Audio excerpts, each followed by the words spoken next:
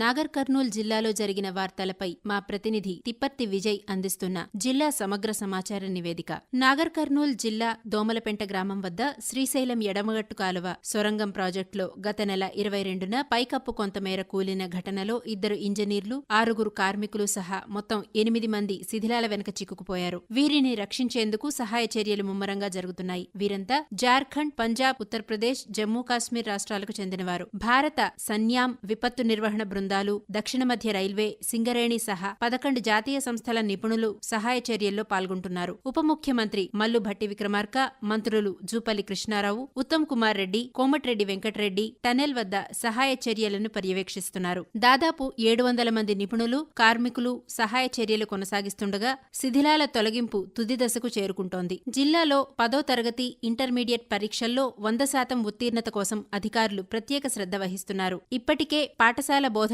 పూర్తి కాగా ఉదయం, సాయంత్రం ప్రత్యేక తరగతులు నిర్వహిస్తున్నారు. ఎస్సీ, బీసీ వసతి గృహాల విద్యార్థులకు ప్రేరణ తరగతులు నిర్వహించారు. 10వ తరగతి వార్షిక పరీక్షలకు హాజరయ్యే విద్యార్థులకు మనోధైర్యం కలిగించేందుకు కొల్లాపూర్లో నిర్వహించిన సదస్సుకు జిల్లా కలెక్టర్ బదావత్ సంతోష్ హాజరై పలు సూచనలు చేశారు. ఈ నెల 5 నుంచి జరిగే ఇంటర్మీడియట్ పరీక్షలకు జిల్లా వ్యాప్తంగా హాజరయ్యే 12,000 మందికి పైగా విద్యార్థుల కోసం 33 పరీక్షా కేంద్రాలను ఏర్పాటు చేశారు. ఈ నెల 21వ తేదీ నుంచి జరిగే 10వ తరగతి వార్షిక పరీక్షలకు జిల్లాలో 258 ప్రభుత్వ, ప్రైవేట్ పాఠశాలలకు చెందిన 10,000 మందికి పైగా విద్యార్థులు హాజరు కానున్నారు. కాగా జిల్లాలోని ప్రభుత్వ పాఠశాలల్లో విద్యా ప్రమాణాలను పెంచేందుకు చేపడుతున్న చర్యల్లో భాగంగా జిల్లా కలెక్టర్ బదావత్ సంతోష్ అమ్రాబాద్లోని గిరిజన గురుకులంలో రాత్రి నిద్ర చేశారు. హాస్టళ్లు, పాఠశాలల్లో విద్యార్థులకు అందించే భోజనం నాణ్యత ఉండాలని అధికారులను ఆదేశించారు. వేసవి కాలంలో జిల్లాలో తాగునీటి సమస్యను నివారించడానికి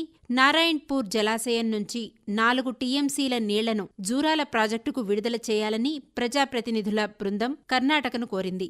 నీటి ఎద్దడి నివారణకి చేపట్టిన ముందస్తు చర్యల్లో భాగంగా రాష్ట్ర పర్యాటక, సాంస్కృతిక శాఖ మంత్రి జూపల్లి కృష్ణారావు నేతృత్వంలోని ప్రజాప్రతినిధుల బృందం కర్ణాటక ముఖ్యమంత్రి సిద్ధరామయ్య, ఉప ముఖ్యమంత్రి శివకుమార్ను కలిసి ఈ మేరకు విజ్ఞప్తి చేసింది. ప్రస్తుతం శ్రీశైలంలో 215 టీఎంసీలకు గాను కేవలం 77 టీఎంసీల నీళ్లు మాత్రమే ఉన్నాయి. దీంతో తాగునీటి ఎద్దడిని నివారించేందుకు జిల్లా యంత్రాంగం సమాయత్తమైంది. జిల్లాలో ఈ నెల 2వ వారం నుంచి వేసవి తీవ్రత మరింత పెరిగే అవకాశం ఉందని వాతావరణ కేంద్రం అంచనా వేసింది.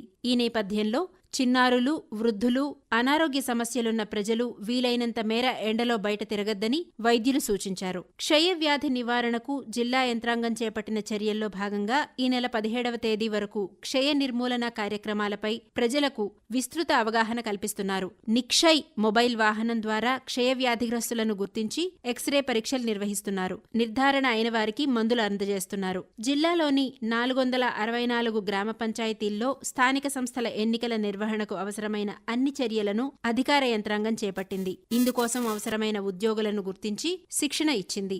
అత్యంత నిరుపేదల అభివృద్ధి కోసం గ్రామీణ ఆర్థిక వ్యవస్థ బలోపేతం చేసి అత్యంత వెనుకబడిన నిరుపేదల సుస్థిర జీవన ప్రమాణాలను పెంపొందించేందుకు సమ్మిళిత జీవనోపాధి కార్యక్రమం ప్రభుత్వం అమలు చేయనుంది. ఈ పథకంలో భాగంగా జిల్లాలోని నల్లమల అటవీ ప్రాంతంలోని అమ్రాబాద్, పదర మండలాల్లో ఆదివాసీ చెంచులను గుర్తించనున్నారు. వీరికి అవసరమైన ఆధార్ కార్డు, రేషన్ కార్డులు, బ్యాంక్ పాస్ పుస్తకాలను అందించడంతో పాటుగా విద్య, వైద్యానికి అవసరమైన సాయం అందిస్తారు. పథకం పర్యవేక్షణ కోసం మండలానికి ఒకరు చొప్పున సమన్వయకర్తలను నియమించనున్నారు. జిల్లాలో ఇసుక అక్రమ తవ్వకాలను అరికట్టేందుకు అధికారులు ఆకస్మిక తనిఖీలు చేపట్టారు. ఇసుక రీచ్లను త్వరలో ఆన్లైన్ చేయనున్నారు. ముందుగా ఆన్లైన్లో నమోదు చేసుకున్న కూపన్లను పరిశీలించాకే ఇసుక తవ్వక అనుమతులు జారీ చేయాలని అధికారులు నిర్ణయించారు.